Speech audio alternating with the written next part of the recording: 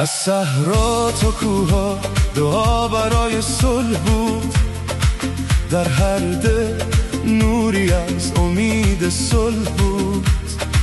وقتی ابرای جنگ همه جا سایه افکند، این تو بودی که راه آرامش را نشان دادی.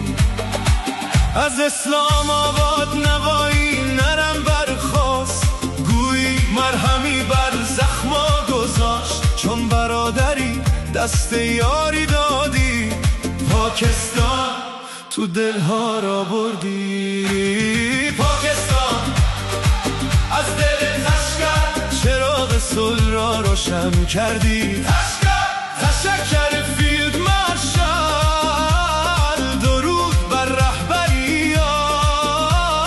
تشکر وزیر اعظم برای هر تلاش صلح‌آمیز.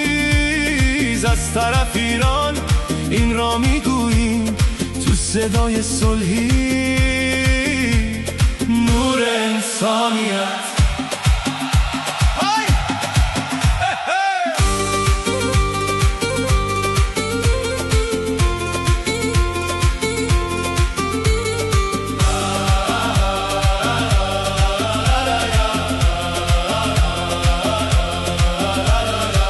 وقتی دنیا در تاریکی ها گم شده بود، تو صلح را برگزیدی نه راه جنگ را.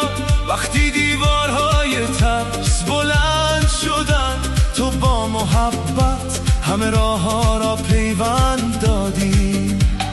از تهران تا لاهور این صدا جاری، بزرگترین پیروزی است این سفری که دلها